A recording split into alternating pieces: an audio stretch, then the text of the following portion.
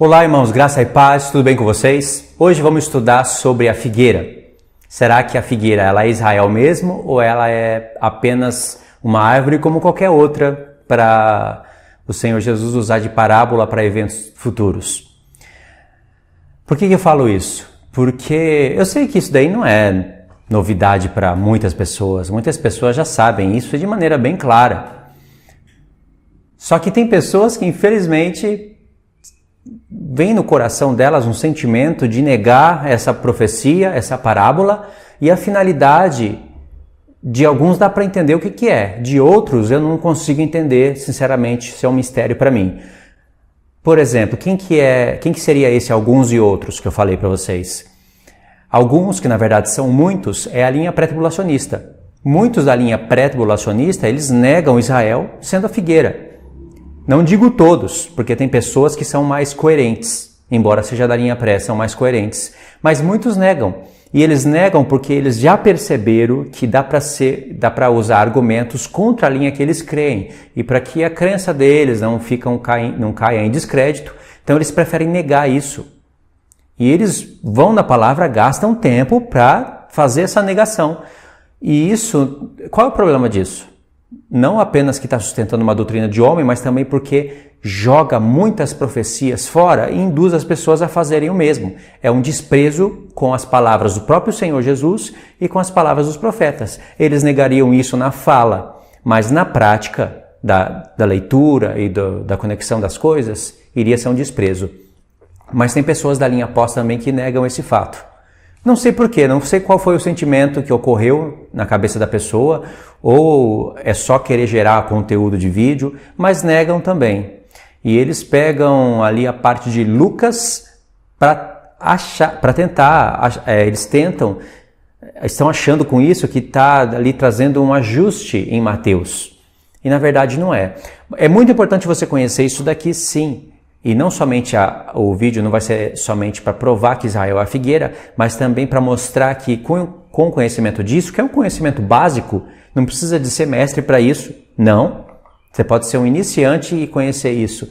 Você vai poder colocar mais acréscimos nessa árvore de revelação. Então vamos lá, eu escolhi aqui para esse vídeo 3 textos e referências para alguns outros. Os textos que nós vamos ler são esses. Oséias 9, do 5 ao 7, e pula no verso 10. Oséias 8, do 1 ao 3, e pula no verso 14. Joel 1, do 1 ao 9, e do 12 ao 20. E se der tempo, se o vídeo não ficar muito grande, Joel 2, aí eu vejo o que eu vou ler. São textos que estão alinhados, que falam de Israel como a figueira e ainda que acrescenta coisas nas festas. No próximo vídeo eu vou continuar o assunto na playlist, é só você seguir no comentário fixo ou na tela final ou na descrição do vídeo, que eu vou ter que atualizar tudo pela descrição. Geralmente eu estou colocando ali a playlist e os avisos ou no comentário fixo ou na tela final. Então eu tenho que atualizar a minha descrição, que está bem pobre, a descrição do vídeo, né? E aí nos próximos vídeos eu vou continuar com o assunto, só que eu vou usar outros textos. Não vou usar aqui propriamente o Evangelho. No próximo vídeo vai ficar mais interessante você entender por que o Senhor Jesus, após a fala do arrebatamento, diz: aprendei, pois, a parábola da figueira. Ele não fala: aprendei, pois, a parábola de todas as árvores. Aprendei, pois, a parábola da oliveira ou da videira. Ele fala figueira. E aí, por outro evangelho, ele destaca assim: e todas as outras árvores. Olhe para a figueira, mas também para todas as outras árvores. Tem um sentido para ele falar isso. Vamos lá. Oséias 9, acompanha aí na tela. Verso 5 diz assim: irmãos, que fareis vós no dia da solenidade e no dia da festa do Senhor? Porque eis que eles se foram por causa da destruição, mas o Egito os ceifará. A gente pode ler o 7 direto, irmãos, está aqui em cima no topo. Chegaram os dias do castigo, chegaram os dias de retribuição. Israel o saberá. O seu profeta é um insensato, o homem de espírito é um louco, por causa da abundância da tua iniquidade, ó Israel, e o teu muito ódio.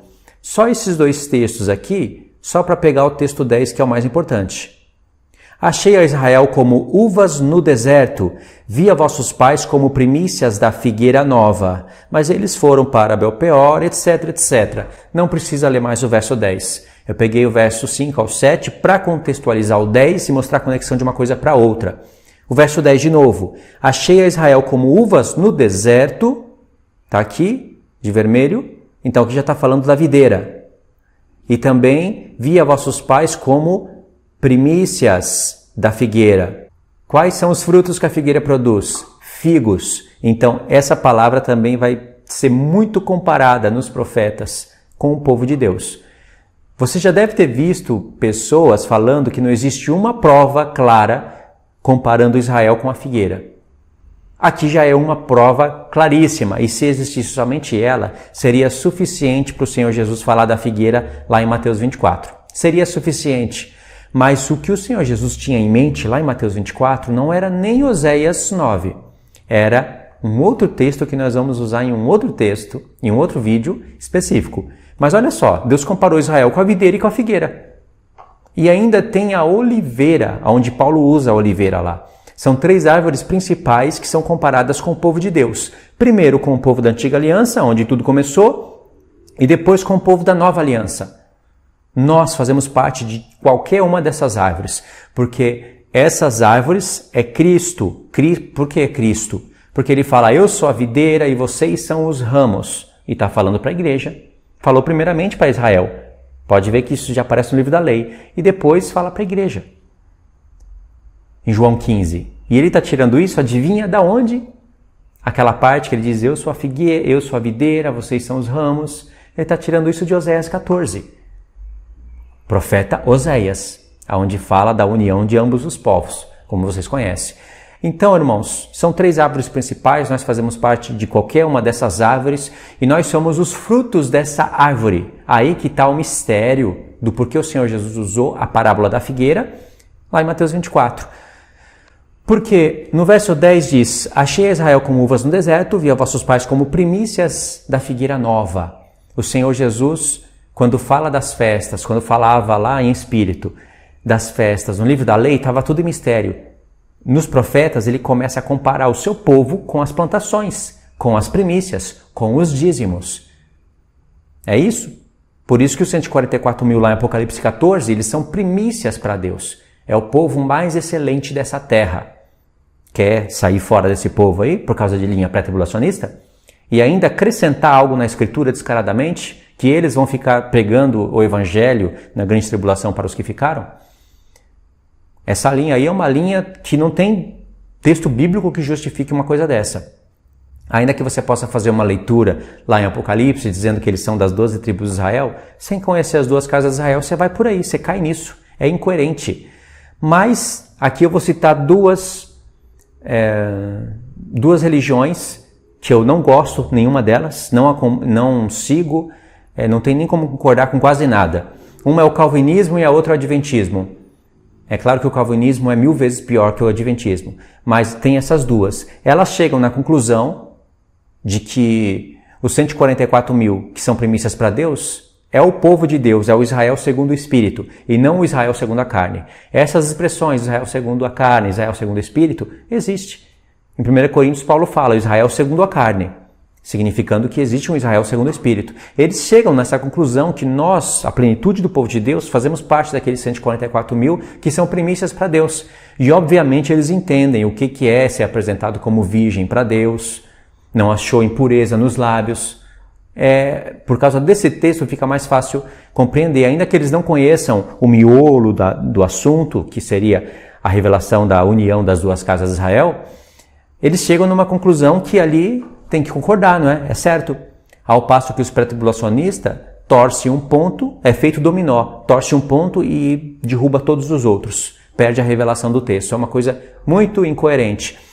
E o ponto bom, o ponto que a gente pode, além disso, enxergar, é que a gente conhece as 2 casas de Israel e sabe que as 2 casas de Israel são primícias para Deus. São dízimos, são homens que são colhidos da terra e oferecidos para Deus. Basicamente, o dízimo de Jacó, até o dízimo de Abraão também entra aí. O dízimo que vai ser oferecido para Deus. Por isso que Deus compara aqui, achei Israel como primícias da figueira.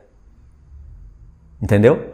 E aí os versos 7, os versos 6, diz assim, os 5, né? Que fareis vós no dia da solenidade e no dia da festa do Senhor? Porque temporada de festa é temporada de colheita, e aí também, quando tem colheita, tem toques de trombetas. Tudo para falar do ministério profético no fim dos tempos.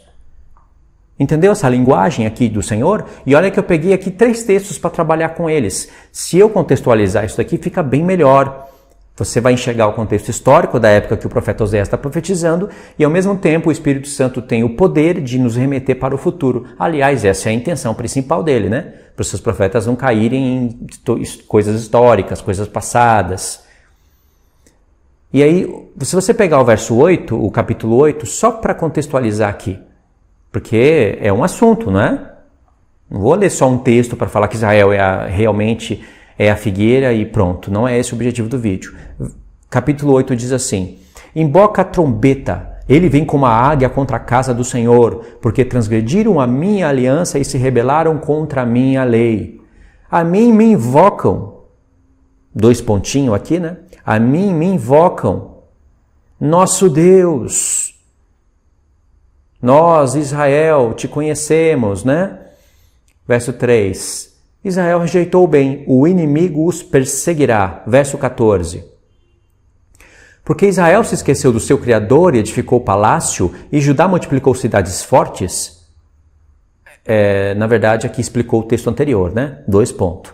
Mas eu enviarei fogo contra as suas cidades, fogo que consumirá os seus palácios. Qual é a conexão desses pontos aqui no capítulo 8 para que a gente pudesse ler o capítulo 9 com mais revelação? O Senhor está profetizando aqui o tempo do fim através de um contexto histórico com Nabucodonosor, que foi profetizado que ele iria vir como uma águia contra a casa do Senhor. E no tempo de Nabucodonosor, Jerusalém foi destruída, foi considerado tempo de ira. Deus usou vários argumentos ali, como o dia do Senhor, para profetizar o tempo do fim, para ficar uma réplica para a gente, um desenho do futuro.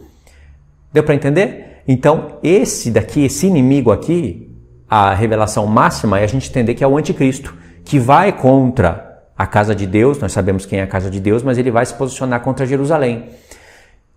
E aí, por isso que o Senhor fala no texto 1, no verso 1, emboca a trombeta e anuncia isso, fazendo alusão à festa das trombetas, porque 4 festas já se cumpriram, as bênçãos estão recaindo sobre nós, queira você entenda isso ou não, você está sendo participante do Senhor como cordeiro, da ressurreição do Senhor como primícias, dos asmos, né, que é a remoção do pecado, das primícias, e do Pentecoste do dia 50, que é o derramamento do Espírito, primeiro em judeus e depois em gentios. Estamos sendo participantes dessas bênçãos, mas elas passaram. Aconteceram nos dias exatos. Faltam ainda 3 festas para acontecer, e por isso os profetas destacam sempre a trombeta quando falam do tempo do fim. Porque trombeta nos leva para o dia da expiação, que nos levará para a festa dos tabernáculos. Compreendeu? Leu isso no capítulo 8, a gente chega no capítulo 9 e tem mais revelações. Certo? E nós estamos lendo Oséias. E Oséias vai fechar aqui com a figueira, com a videira. Então aqui tem muitas revelações, né? É um profeta também de cunho escatológico, assim como todos os outros, né? Só que tem pessoas que não conseguem enxergar muito a escatologia do tempo do fim, do anticristo, da última semana, dentro desse profeta. Mas eu já fiz vídeo mostrando que existe isso em quase todos os profetas. Talvez todos, né? E aí, lemos 2 textos, Oséias 9 e Oséias 8, né? nos referentes textos. E um ponto importante aqui, que se eu não anotasse eu ia até esquecer, o verso 14 diz aqui: Porque Israel se esqueceu do seu Criador e edificou o palácio, e Judá multiplicou cidades fortes. Explicando o contexto de antes, né? Mas eu enviarei fogo contra as suas cidades, estamos aqui, fogo que consumirá os seus palácios. Aqui está falando cidades fortes. Hoje é que nós vemos isso. As cidades fortes que Israel multiplicou, ficando até parecido com as nações, né? A cara da grande Babilônia. Jerusalém não é a grande Babilônia, mas ela está bem parecida. E aí Deus está falando que vai enviar fogo e vai consumir lá. Como diz em Zacarias 14, metade da cidade vai ser tomada, as mulheres vão ser forçadas, metade vai para o cativeiro e metade vai ficar lá. E o Senhor vai ter que descer do céu para socorrer o povo dele. E aí gerar o arrebatamento da igreja e o conflito, a guerra contra Gog e Magog. Perfeito? Compreendemos aqui? Tá vendo? Não é só procurar Israel sendo figueira e finalizar o assunto. Tem mais coisas aqui, porque esses assuntos aqui batem com a escatologia de Mateus 24, onde o Senhor disse que é para olhar para Israel e aprender a parábola da figueira, né? Ou seja, olhar para a figueira, para aprender o que ele estava falando ali em Israel. Próximo texto, Joel 1. Joel 1, olha que incrível, logo o começo desse profeta, diz assim: Palavra do Senhor que foi dirigida a Joel, filho de Petuel. Ouvi vós, velhos, e escutai todos os habitantes da terra. Aconteceu isto em vossos dias, ou nos dias dos vossos pais? Isto o quê? O profeta começou agora, não tem nada para olhar para trás. E isto é tudo que ele vai falar. O Espírito Santo está sendo estratégico, dizendo, aconteceu isso algum dia. Até hoje eu posso perguntar para você, essas coisas aconteceram no passado ou nos nossos dias?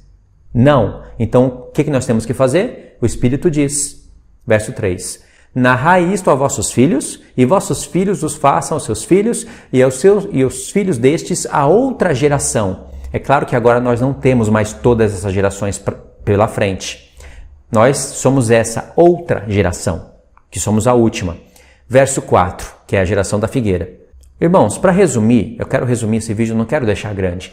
Leia Joel 1 agora. Acabou o vídeo, leia. Você vai ver que o Senhor está fazendo uma comparação de Israel com as árvores. O Senhor não está preocupado só com árvores ali, que o inimigo, os gafanhotos vieram, destruiu minha videira, destruiu minha figueira, destruiu as árvores. Ele não está preocupado com isso. É claro que isso é bênção para o povo de Deus, através da chuva, vem os alimentos, né? São amadurecidos pelo sol, a colheita, e aí tem a bênção para o povo, dos alimentos. Se o Senhor fecha a janela do céu, acabou a bênção, para o mundo inteiro, na verdade. Mas o Senhor está comparando essas árvores com o povo dele. Assim como ele faz também em Abacuque. Daqui a gente pode ir direto para Abacuque. E aí você lê aí e aprende a revelação. E aí você vai ver que o Senhor está falando muito de Apocalipse 11 aqui. Confere isso e comenta para mim, para confirmar isso para os irmãos mesmos participarem dos comentários e verem que o que eu estou falando é verdade. Eu estou buscando o resumo para vocês.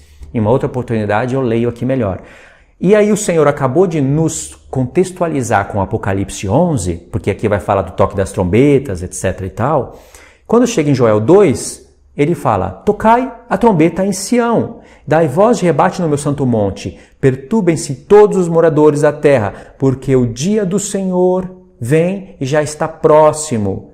Olha só, trombeta, vem o dia do Senhor, que é o dia da expiação, o dia mais importante do ano. O dia da expiação é o dia mais importante.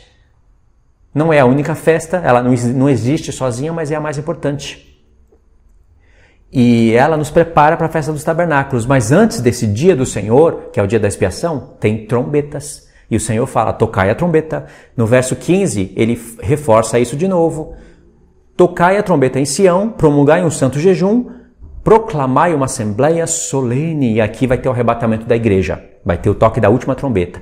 Tem a convocação do Senhor, fala, toquem a trombeta. Ou seja, vai começar o ministério das trombetas do Apocalipse. Vai começar a última semana. Avisem todos, se santifiquem, se humilhem, porque eu vou livrar vocês. E vai ter uma última trombeta aqui, onde o noivo se encontra com a noiva. Confere isso e comenta para mim. Tá certo, irmãos? Lemos aqui os textos, provei que Israel é a figueira e isso nos remete para o tempo do fim com muitas revelações. Agora, no próximo vídeo, vamos para o vídeo número 2. Não esquece, verifica a inscrição no canal, né? Compartilha, comenta e vamos para o próximo vídeo, tá bom? Vai aparecer aí na tela final. Fiquem todos na paz do nosso Senhor Jesus. Deus abençoe a todos.